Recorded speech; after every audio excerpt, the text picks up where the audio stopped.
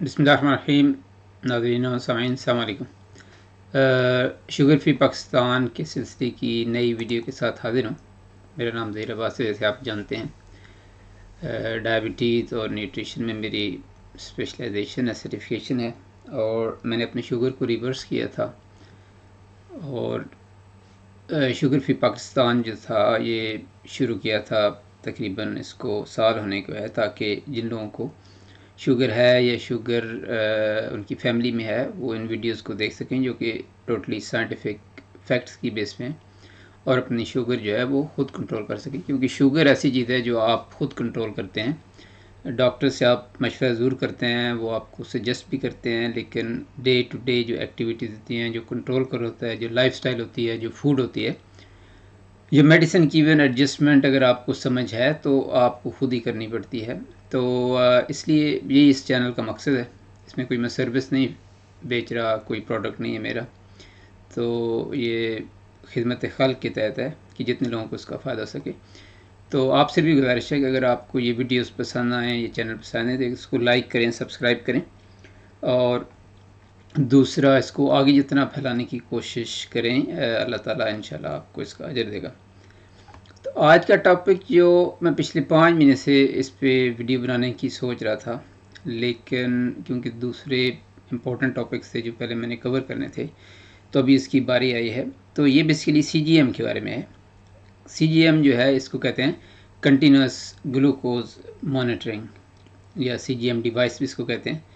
तो ये बेसिकली एक आला होता है छोटा सा, जो आप अपने बाजू पर या बैक पर या रान में, थाई पर लगाते हैं। तो नॉर्मली ये यहाँ पे लगाते हैं लोग, क्योंकि इसमें फिर ईजी हो जाता है। तो ये छोटा सा एक सेंसर होता है बेसिकली। वो जब सेंसर आप लगाते हैं, तो ये देखिए, इसको मैं डाउन कर, ये इस तरह का, तो ये एक सेंसर होता है, इसको CGM कहते हैं। तो ये इसके अंदर छोटी सी एक पिन होती है, सुई नहीं होती, बिल्कुल जैसे धागा होता पतला सा, उस तरह था। तो उसकी एक मशीन होती है जिसके साथ आप जब लगाते हैं तो वो टिक करके लग जाती है, कोई पेन वगैरह नहीं इसमें होती। तो ये आपका सेंसर तकरीबन 14 दिन ये चलता है, और इसके अंदर डिजिटल इसकी चिप होती है, जो आपके मोबाइल से आप डाउनलोड कर सकते हैं इसका सॉफ्टवेयर। तो उस पर आपको रोज़ाना की, हर मिनट की, हर घंटे की आपकी शुगर जो आपको बताता है। तो ये बेसिकली सबसे जो मेरे ख्याल में अच्छी दरियाफ्त है नए दौर की साइंस की, वो ये CGM है।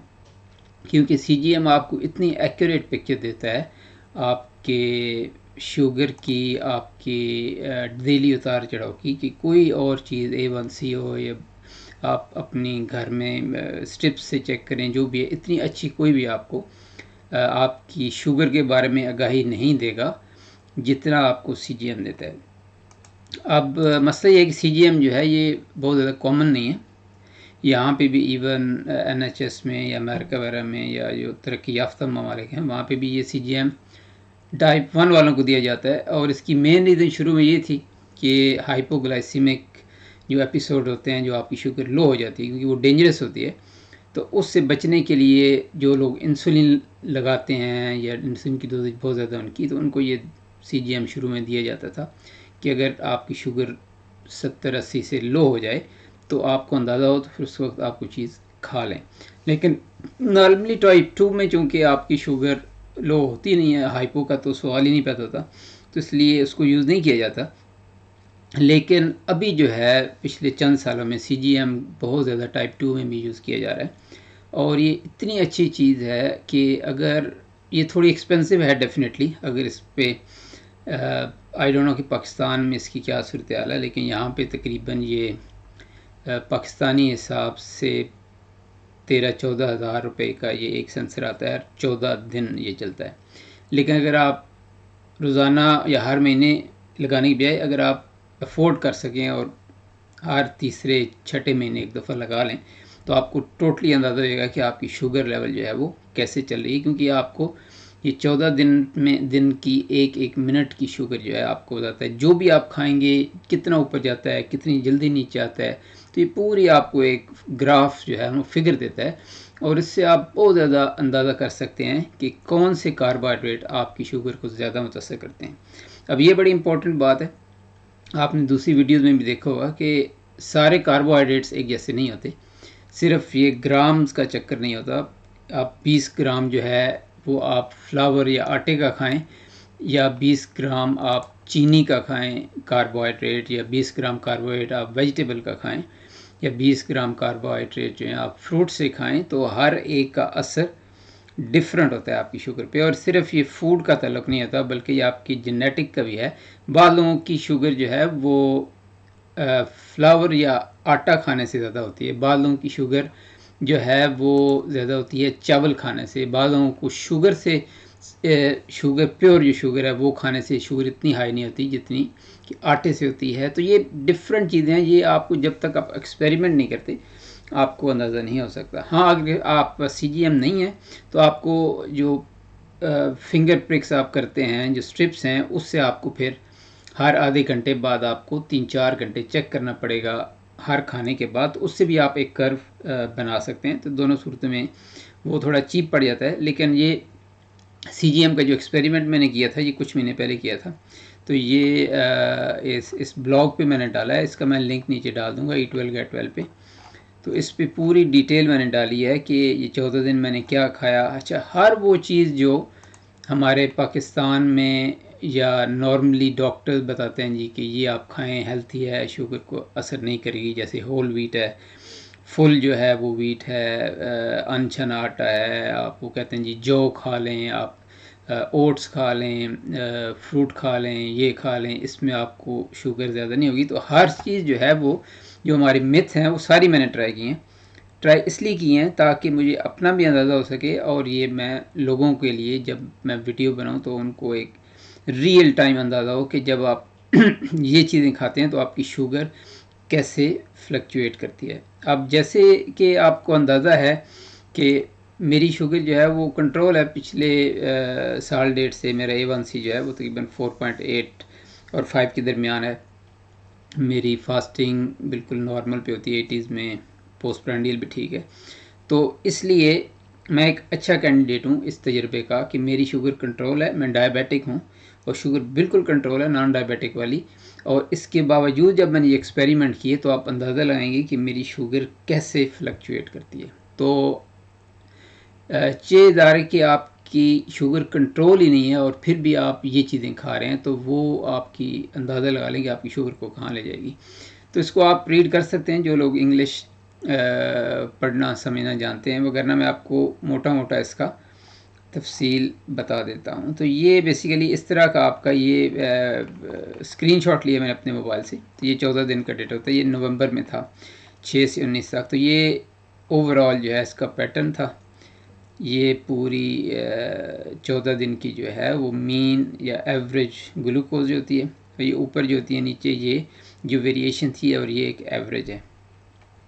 तकरीबन इस हिसाब से मेरी जो है वो A1C 5.5% बनता था, और काफ़ी हद तक ठीक भी है, क्योंकि इन दिनों में मैंने तजर्बे करने थे तो मैंने बहुत ज़्यादा कार्बोहाइड्रेट्स, नॉर्मली मैं 20-30 ग्राम कार्बोहाइड्रेट दिन में खाता हूँ, 30 ग्राम तकरीबन, लेकिन इन दिनों में मैंने बहुत ज़्यादा कार्बोहाइड्रेट्स खाए थे, तो इट मेक सेंस। तो ये है, आप देखिए डे 1 में, तो ये यहाँ से मैंने शुरू किया था। तो इसको आपने देखना ऐसे, आपको मैं पूरी डिटेल में नहीं जाऊँगा, यहाँ पे वीडियो लंबी हो जाएगी, इसको आप खुद देख सकते हैं। इवन जिन लोगों को बेसिक इंग्लिश आती है वो भी इस चार्ट को पढ़ सकते हैं। तो ये चार्ट है, तो ये बेसिकली आपकी जो है वो शुगर की रीडिंग है। अब ये मुझे अंदाज़ा है कि पाकिस्तान में MMOL नहीं होती, वो आपकी MGODL होती है। तो चूँकि यहाँ हमारे जो CGMN में ऑप्शन नहीं है, तो यहाँ पे एक MMOL है, तो इसको आपको 18 से ज़रब देनी पड़ेगी। जब 18 से ज़रब देंगे तो ये आपकी MGODL आ जाएगी। तो 6 जो है ये 3 है, ये 6 है, ये 9 है। तो 6 जो है ये बेसिकली तकरीबन बनती है आपकी 110, और उसी हिसाब से आप कैलकुलेट करके आप अंदाज़ा लगा सकते हैं। ये नीचे जो है ये टाइम है, तो ये 12 रात के हैं, और ये जो हैं वो 12 सुबह के हैं, और उसके बाद ये 3 बजे सुबह, ये 6 बजे सुबह, ये 9 बजे सुबह, ये 3 दोपहर के, फिर असर, ये शाम 9 और ये फिर रात के 12। तो ये इस तरह की इसकी टाइमिंग है। अब इसमें मैंने क्या किया है कि यहाँ पे मैंने सारे टाइम लिख दिए जिस टाइम पे मैंने खाया, ये शुगर चेक की। ये जो है इस कॉलम में मैंने अपनी जो भी फूड खाई थी, बहुत ज़्यादा डिटेल में तो नहीं, लेकिन जितनी भी मैंने खाई थी वो मैंने लिख दी। और ये जो अप्रॉक्सीमेट उसके कार्बोहाइड्रेट्स हैं, किस फूड में कितने कार्बोहाइड्रेट्स हैं, वो भी लिख दिए यहाँ पे। और ये टोटल कार्बोहाइड्रेट्स बन गए दिन में 24 घंटे में कितने खाए। साथ साथ मैंने ये लिब्रे रीडिंग है, लिब्रे जो CGM है, ये एबट का, इसको लिब्रे कहते हैं, लिब्रे 2। तो ये लिब्रे की रीडिंग जो है वो ये थी, जो सेंसर की रीडिंग है। और ये रीडिंग मैंने अपनी स्ट्रिप से ली थी, क्योंकि बाद दफ़ा सेंसर जो है वो उतना एक्यूरेट नहीं होता। तो सेंसर को हम यूज़ करते हैं नॉर्मली अपनी पीक देखने के लिए कि आपका जो शुगर का उतार चढ़ाव है उसका रिदम क्या है। तो वो ज़्यादा जो है वो ज़रूरी होता है देखना, बजाय इसके कि कितना एक्यूरेट है। तो ये फिंगर रीडिंग है, तो इससे आप अंदाज़ा लगा सकते हैं कि ये तकरीबन 15-20 मिलीग्राम पर DL जो है वो ऑफ है। तो ये सारी रीडिंग जो हैं वो अगेन mmol/L में हैं, जो कि UK में होती है। इसको आपको 18 से ज़रब देनी पड़ेगी अंदाज़ा लगाने के लिए। तो ये देखें, ये नॉर्मल जो है वो जो फूड थी उसमें कोई ऐसी बहुत ज़्यादा हाई कार्बोहाइड्रेट फूड मैंने नहीं खाई। ये जब मैंने शुरू किया तो ये देखने बिल्कुल स्ट्रेट कर्व है, कोई इसमें हाइपरग्लाइसीमिया नहीं है, नॉर्मल जा रही है। अच्छा, दूसरे दिन पे आ जाएं तो यहाँ से एक्सपेरिमेंट मेरे शुरू हुए और मैं ख़ुद भी बड़ा हैरान हुआ। हालांकि मेरा ख्याल था कि बहुत अच्छी शुगर मैंने कंट्रोल कर लिया है, अब अगर मैं थोड़े बहुत कार्बोहाइड्रेट्स खाऊंगा तो वो मेरा जो है वो लिवर उसको एडजस्ट कर लेगा। लेकिन ऐसा होता नहीं है शुगर वालों में, अनलेस कि आपकी शुगर बहुत नहीं हो या आप प्री डायबिटिक हो। तो ये देखिए, यहाँ पे आके फिर मैंने एक्सपेरिमेंट शुरू किए। तो ये जो है 10 बजे मैंने लिखा आपको पराठा और एक आमलेट खाया। तो तकरीबन ज़्यादा बड़ा पराठा नहीं खाया, क्योंकि एक्सपेरिमेंट कर रहा हूँ, अपने आप को नुकसान फिर भी नहीं मैं पहुँचाना चाहता था। तो छोटा हल्का सा पराठा खाया था और उसकी तकरीबन मैं वज़न करके उसके कार्बोहाइड्रेट्स लिखे थे पूरे एक्यूरेटली। तो तकरीबन इसके 35 ग्राम कार्बोहाइड्रेट्स बनते थे टोटल नाश्ते के।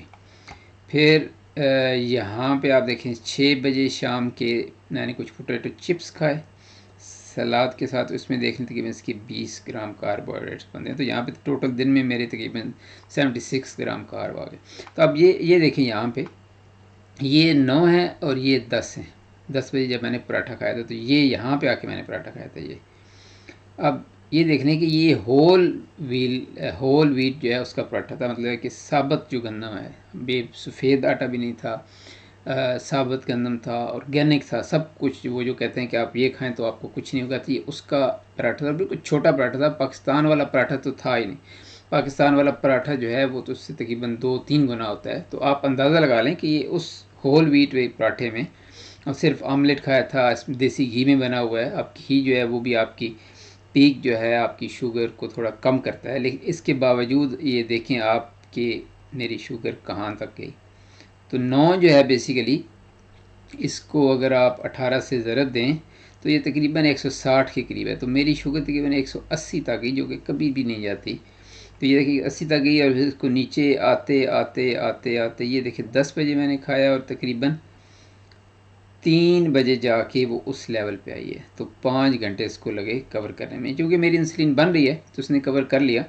लेकिन अंदाज़ा लगा लें कि अगर आप एक पराठा रोज़ खाते हैं, आप पूरी ज़िंदगी खा रहे हैं, आपको शुगर है या प्री डायबिटिक हैं, तो आपकी शुगर जो है हमेशा ज़्यादा रहेगी और डेफिनेटली आपको जो है वो शुगर की कॉम्प्लिकेशन होने का बहुत ज़्यादा ख़तरा है। ये देखें, यहाँ पे जो मैंने आपको चिप्स बताए थे, पोटैटो चिप्स, वो यहाँ पे खाए मैंने। तो ये देखें, ये फिर जो है ना पीक आई। ये देखें, ये फिर तकरीबन 3 घंटे इसको लगे नीचे आने में। लेकिन मैंने नोटिस किया अपने ऊपर के जो पोटैटोज़ हैं वो मेरी लेस पीक करते हैं और आटा जो है वो ज़्यादा पीक करते हैं। तो ये है। अब इस तरह आ जाए डे 3 में। अब मैं आपको मोटा मोटा बताऊँगा, वो चीज़ें खाएँ जो सारे कहते हैं जी हेल्दी हैं, शुगर वालों को खानी चाहिए, कोई मसला नहीं है। सारे एक्सपेरिमेंट। ये ओट्स हैं, 9 बजे मैंने ओट खाए, जिसको जो कहते हैं ये ओट्स, बार्ले ओट्स वगैरह के जो होते हैं। तो ये बिल्कुल ये ऑर्गेनिक ओट्स थे और सब कुछ था। इसमें मैंने वो लो कार्ब वाला मिल्क भी डाला, को नट्स भी डाले थे। तकरीबन 37 ग्राम कार्ब थे। तो ये देखें इसकी फिर पीक आई है और ये फिर तकरीबन 9 से लेके 12-1 बजे तक ये नॉर्मल आया है। हाँ, इसकी पीक अब उतनी ही है जितनी आटे की आई थी या वीट की, लेकिन ये पीक फिर भी आई है। बाकी अब मैं जब कार्बोहाइड्रेट्स कम खा रहा हूँ, ये जैसे ये गोभी है, बाकी जो आपके सलाद वगैरह हैं, तो आप देख रहे हैं कि बिल्कुल जो है मेरी पीक नहीं आ रही है, बल्कि शुगर नीचे जा रही है। ये देखें डे 4 में यहाँ पे 6:30 बजे आप देखिए मैंने एक मटन बिरयानी खाई। शौक भी पूरा हो जाएगा, काफ़ी अर्से से नहीं खाई थी, और शुगर भी चेक हो जाएगी। इसमें तकरीबन 80 ग्राम कार्ब थे, क्योंकि बहुत बड़ी प्लेट थी। अब इसमें देखें ये 6 बजे यहाँ पे, तो यहाँ पे खाई मैंने आके, और ये पीक गई, क्योंकि फिर यहाँ पे मैं कोई ब्रिस्क वॉकिंग भी की 8-8:30 बजे। तो जब वॉक में कर रहा था तो ये नीचे चली गई और ये फिर ऊपर आ गई उसके बाद। तो ये देखें इसमें अब हालांकि इसके कार्ब्स वीट से बहुत ज़्यादा है, लेकिन इसकी पीक वीट से कम है। तो ये पर्सनल चीज़ है, वही बता रहा हूँ कि अगर आप CGM आप लगाते हैं तो आपको अंदाज़ा होगा कि कौन सी चीज़ आपको कितना जो है वो पीक करती है। तो मेरे हिसाब से चावल जो है हालांकि डबल कार्ब थे, लेकिन इसकी पीक फिर भी वीट से कम है, लेकिन पीक इसकी फिर भी है।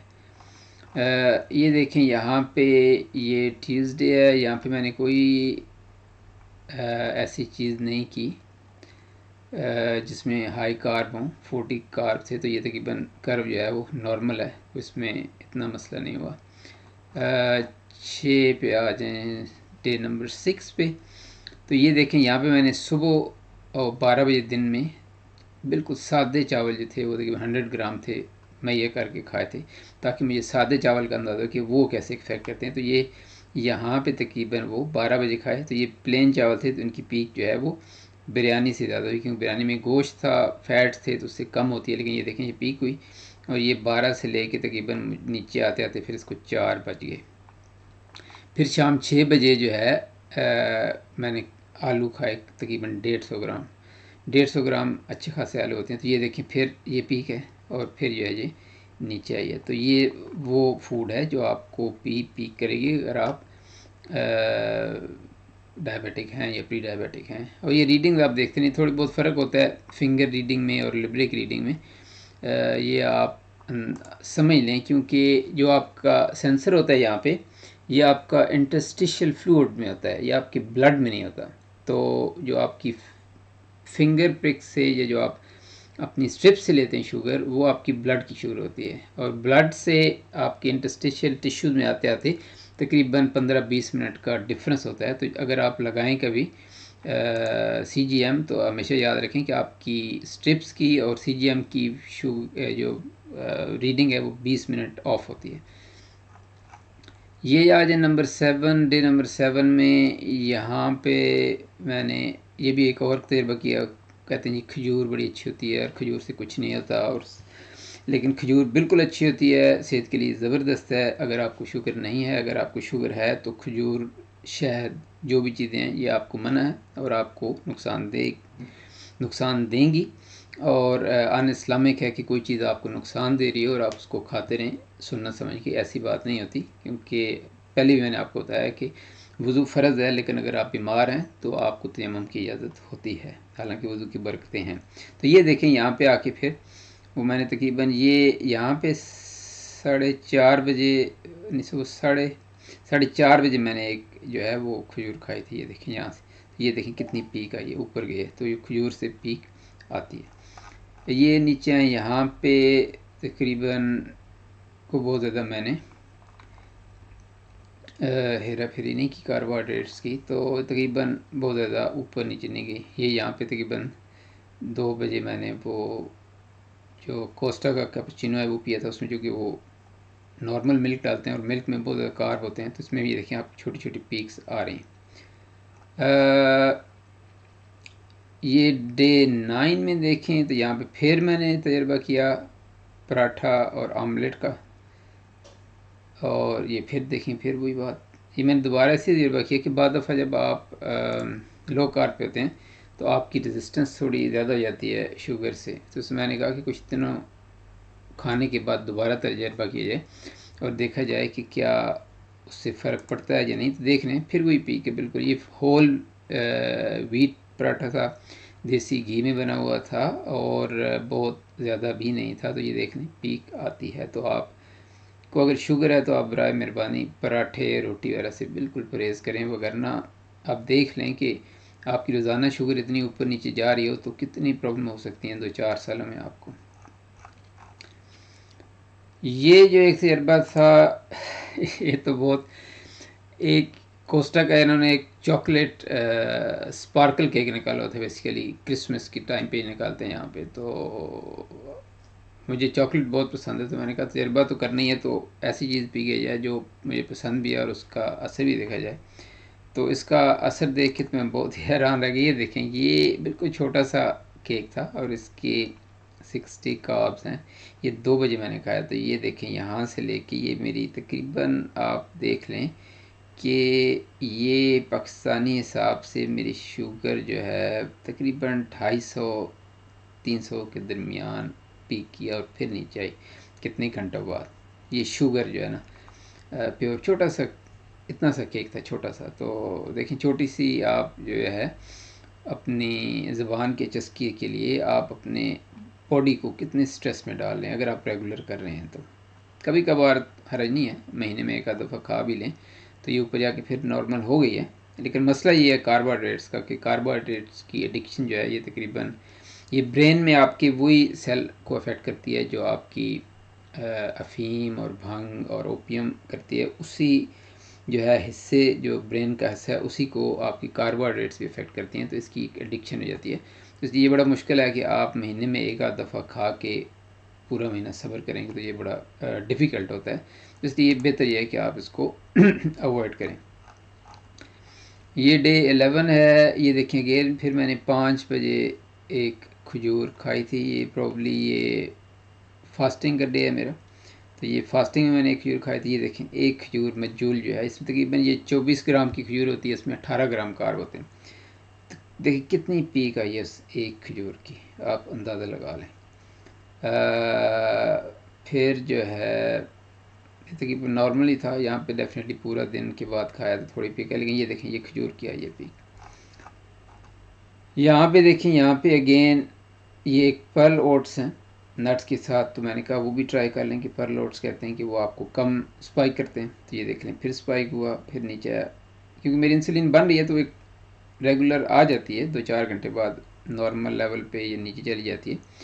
लेकिन अगर आप रोज़ाना इसको ऐसे करते रहेंगे, मैं भी करता रहूँगा, तो 6 महीने साल बाद मेरे जो पैंक्रियाटिक बेटा सेल्स हैं वो बर्न आउट शुरू करना हो जाएंगे और 2-4 साल के बाद ये मेरी शुगर नीचे फिर नहीं आएगी। फिर मुझे दवाओं पे जाना पड़ेगा, इंसुलिन पे जाना पड़ेगा। तो मैं कोशिश ये करता हूँ कि मैं अपने आप को ऐसी चीज़ों के खाने से रोकूं जो शुगर को बढ़ाती हैं, ताकि मुझे दवाओं पे या मेडिसिन पे ना जाना पड़े। ये डे 13 है, तो इसमें कुछ मैंने ऐसा नहीं किया। तो ये नॉर्मल है तकरीबन, ये देख लें आप, नॉर्मल लेवल में है। और ये लास्ट डे था उसका, इसमें देख लें आखिर में आके मैंने कुछ यहाँ पे दाल जो है वो खाई है। तो मैंने कहा दाल का भी तजुर्बा कर लें। तो ये देखें, 7:30 बजे तकरीबन यहाँ पे आके मैंने दाल खाई है। तो ये दाल की पीक है। तो दाल की पीक इतनी ज़्यादा नहीं है, लेकिन थोड़ी, क्योंकि दाल के अंदर फिर भी आपके फाइबर्स होते हैं। तो ये पीक है। तो इसका मैं लिंक आपके साथ शेयर करूँगा, आपको अंदाज़ा हो जाएगा कि किस तरह कौन सी चीज़ें खाने से आपको कितनी आपकी शुगर जो है वो ऊपर जा सकती है। इसको आप चेक कर सकते हैं, मैं लिंक देता हूँ। और अगेन इस तजर्बे का मकसद जो था, 2 मकसद थे। एक तो मुझे अपनी बॉडी का जानना था कि कौन सी कार्बोहाइड्रेट्स मुझे ज़्यादा पीक करती हैं और कितनी पीक होती है कितने ग्राम कार्बोहाइड्रेट पे। और दूसरा ये देखना था कि अगर मैं एक वीडियो बनाता हूँ तो लोगों को अंदाज़ा हो जाए कि ये जो हम कहते हैं ये कार्ब जो हैं ये हेल्थी हैं और ये कुछ नहीं करते। डॉक्टर्स, अभी तक हमारे डॉक्टर, अब आप कहते हैं जी कि आप जाएं रोटी खाएं और दवाएं लें। तो मसला ये है कि अगर आपको तो शुगर बढ़ा के फिर उसको कम करना है, तो वो आप करें और दवाएं लें, उसके बाद आप इंसुलिन पे चले जाएंगे। तो ये प्रोसेस है पूरा 10-15 साल का। और उसके बाद आपको कॉम्प्लिकेशन शुरू हो जाएंगी, न्यूरोपैथी हो जाएगी, आपकी रेटिनोपैथी है, आंखों का मसले हो जाते हैं, किडनी के मसले हो जाते हैं। तो अगर आप इससे इज्तनाब करें, अपने शुगर लेवल को उसी रेंज में रखें जो मैंने पिछली वीडियो में आपको बताया था कि तकरीबन 5.7% से नीचे ही रखें, तो आपको कॉम्प्लिकेशन होने का बहुत कम चांसेस हैं और इंशाल्लाह आप जो है सेहतमंदाना ज़िंदगी गुजार सकेंगे। तो ठीक है जी, इसको आप आगे भी लोगों को दिखाएं, जो लोग और डॉक्टर हज़रात जो भी आप कहते हैं कि ये चीज़ हेल्थी है उनको दिखाएं। ये सारी चीज़ें मैंने ऑर्गेनिक थी, ये हेल्थी थी, फुल होल मील था और अनछन आटा था, ओट्स थे, खजूर थी, ये देखने सारी चीज़ें खाई और सब में आपने देखा है कि पीक। तो आप इससे अंदाज़ा लगा लेंगे अगर ये मैं चीज़ें रेगुलर खाना शुरू कर दूँ रोज़ाना की बेसिस पे, तो तकरीबन 1 साल बाद मेरे बेटा सेल जो अभी काम कर रहे हैं बर्न आउट होना शुरू हो जाएंगे। क्योंकि जो आपकी शुगर बढ़ती है खून में तो सबसे पहले वो आपके जो लिवर है उसको मुतासर करती है, पर्टिकुलरली फ्रुक्टोज, क्योंकि लिवर में जाके वो मेटाबोलाइज होती है। आपके लिवर में आपको इंसुलिन जो है वो रेजिस्टेंस पैदा करेगी और फिर आपका लिवर और ज़्यादा इंसुलिन बनाने की कोशिश करेगा और आखिर में वो इतना थक जाता है कि आपकी वो शुगर को कंट्रोल नहीं कर सकता। फिर आपको दवाएं लेनी पड़ेंगी, सल्फोनिलयूरियाज, SGLT2 इनहिबिटर्स, आपको इंसुलिन, बहुत सारी चीज़ें फिर आपको करनी पड़ेंगी सिर्फ उसको कंट्रोल करने के लिए। तो इसलिए बेहतर ये है कि जो दानिशमंद आदमी होता है वो यही बेहतर समझता है कि उसको वो करे जो उसके लॉन्ग टर्म फ्यूचर के लिए अच्छा हो, ना कि जो एक शॉर्ट टर्म आपका जो ज़बान का चस्का है या पेट की जो शहवत है उसको आप देखें। तो अगेन ये गुजारिश है कि इसको फॉरवर्ड करें, आगे लोगों को दिखाएं, लोगों को समझाएं, इसको स्टडी करें, मैं लिंक देता हूँ और देखें कि क्या क्या चीज़ कितनी कितनी खाई और कैसे उसकी पिएगी। एक एक सेकंड की पूरी वो आपको ग्राफ बना के आपको देता है। और अगर पाकिस्तान में अवेलेबल है और आप लोग इसको ट्राई करना चाहते हैं तो ज़रूर ट्राई करें, और अगर ट्राई करें तो मुझे ज़रूर इसके जो है अपनी शीट भेजें, बताएं, ताकि सामीन के साथ मैं शेयर कर सकूं कि आपके तजर्बे कैसे रहे हैं, डिपेंडिंग कि आपकी शुगर का लेवल क्या है। तो थैंक यू जी, मिलते हैं इंशाल्लाह जल्दी नेक्स्ट वीडियो के साथ। अस्सलाम वालेकुम।